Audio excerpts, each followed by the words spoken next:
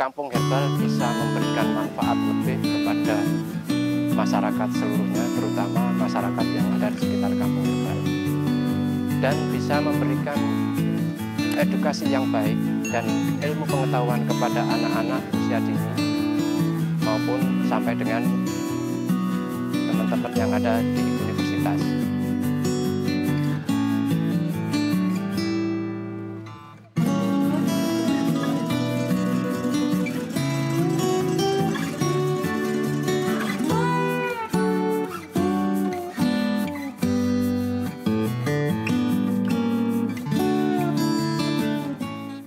Nama saya Iwan Ridwan, saya sebagai Ketua Kampung Herbal Nginden Jangkungan, Surabaya. Awal mula berdirinya Kampung Herbal adalah karena kondisi yang tidak menguntungkan yang dialami oleh warga di RT 9 RW 5 Kelurahan Nginden Jangkungan yang sekarang kita sebut dengan Kampung Herbal. Dulu Kampung Herbal ini adalah kampung di mana pada saat musim hujan adalah sebagai rawa.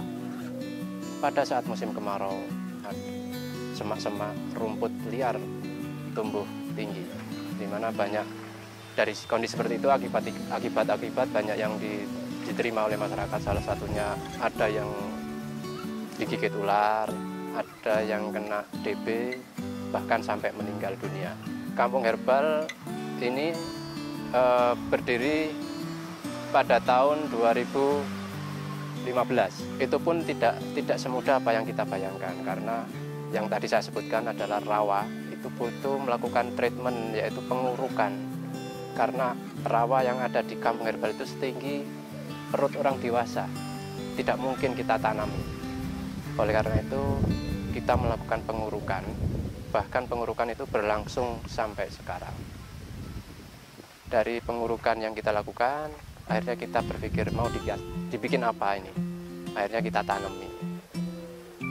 Setelah kita tanam, kalau kita tanam tidak ada manfaat, itu juga tidak akan memberikan nilai apapun kepada masyarakat. Akhirnya masyarakat bersama ketua RT berdiskusi mau kita apakan lahan ini. Akhirnya diputuskan kampung ini akan kita tanam dengan tanaman herbal, tapi tidak menutup kemungkinan tanaman lain juga akan kita tanam di sini. Momen yang paling bersejarah adalah pada saat kita ditunjuk oleh kelurahan mewakili menjadi peserta lomba Kampung Herbal Bejo di tahun 2014. Di situ itulah awal kita sejarah kita dalam Kampung Herbal ini bisa mengikuti lomba, dan tidak kita sangka kita mendapat juara kedua di tingkat kota Surabaya. Dengan hasil yang seperti ini memberikan begitu semangat, memompa semangat masyarakat bahwa ini tidak harus kita lanjutkan, kita tidak boleh diam. Karena apa? Prestasi sudah kita pegang, tinggal kita mengembangkan ke arah yang lebih baik. Akhirnya sampai sekarang Kampung Herbal berdiri dan bisa memberikan dampak positif, manfaat bagi masyarakat, bukan hanya di Kampung Herbal, bahkan masyarakat di luar Kampung Herbal.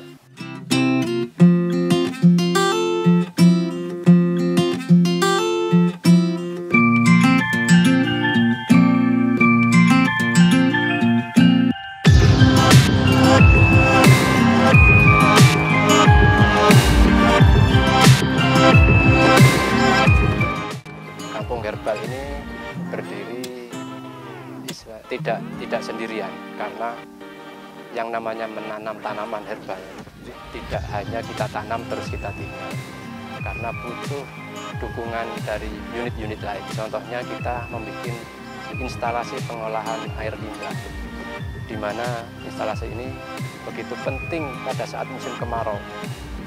Instalasi ini kita ambil dari air selokan. Air selokan yang kita filter menjadi tabung, dalam tabung-tabung besar. Akhirnya yang keluar adalah menjadi air yang siap dipakai untuk menanam tanaman. Tanaman butuh air, tanpa air dia tidak akan hidup. Kedua, ilmu pengetahuan tentang herbal itu juga harus kita selalu kembangkan. Di mana perpus herbal menyediakan segala macam ilmu tentang tanaman, tentang cara membibit, cara memelihara tanaman, cara panen, cara pengolahan, semuanya ada, sampai menjadikan hasil secara ekonomi bisa dinikmati oleh masyarakat. Di selain itu ada kolam lele juga di Kampung Herbal. Kolam lele ini sebenarnya ada kaitannya. Kenapa? Limbah air yang dihasilkan kolam lele adalah pupuk terbaik untuk tanaman. Oleh karena itu selalu kita perbanyak kolam-kolam lele. Selain lelenya yang dihasilkan bisa dimanfaatkan, juga air limbahnya kita manfaatkan sebagai pupuk. Nah, Kampung Herbal ini memang kita arahkan menjadi kampung edukasi, kampung wisata herbal, di mana harus ada pendukung-pendukung lain. Salah satunya adalah Pusaka Budaya. Pusaka Budaya ini adalah pusat penggemblengan pelatihan tentang kesenian, terutama seni tradisional Jawa. Ada jaranan, ada reog, ada jepaplok, ada karawitan, ada campur sari, dan ada patrol di sini. Jadi warga di Kampung Herbal hampir semuanya juga bisa memegang alat-alat musik yang ada di pendopo ini. Dari keadaan-keadaan yang seperti ini, sebenarnya kita butuh banyak lagi pendukung-pendukung untuk menuju Kampung Herbal yang kita tuju, yaitu Kampung Herbal Wisata dan Edukasi.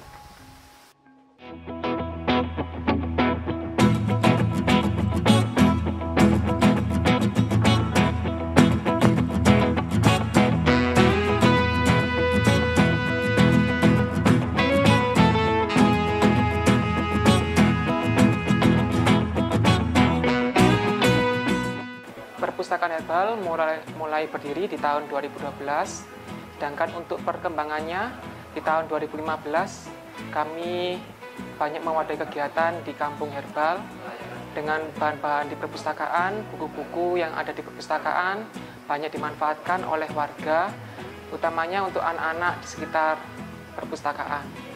Perpustakaan ini sering mengadakan kegiatan untuk anak-anak, di antaranya kegiatan tentang pengenalan lingkungan, kemudian kegiatan tentang pengolahan tanaman herbal, juga tentang bagaimana menumbuhkan cinta terhadap lingkungan. Di tahun 2016, Perpustakaan Herbal berhasil menjadi salah satu nominasi dalam lomba kegiatan perpustakaan, yaitu lomba aksi literasi. Sedangkan di tahun 2020, Perpustakaan Herbal berhasil menjadi salah satu juara dalam lomba perpustakaan tingkat Kota Surabaya sebagai juara 1. Dan untuk pada saat tahun ini kami juga menjadi salah satu nominasi dalam lomba perpustakaan tingkat desa maupun kelurahan di tingkat Provinsi Jawa Timur.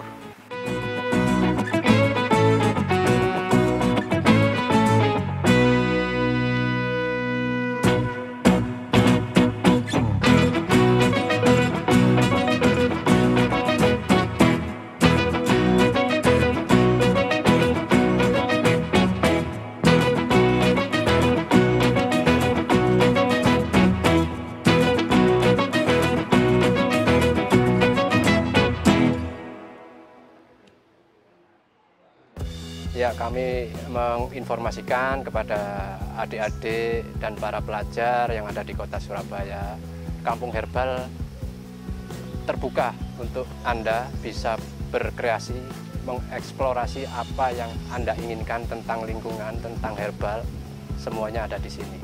Silahkan datang ke Kampung Herbal atau lihat di Instagram kami, Kampung Herbal Nginden.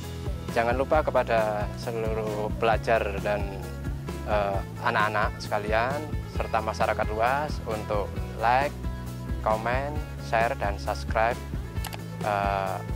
Tunas Hijau. Salam lestari.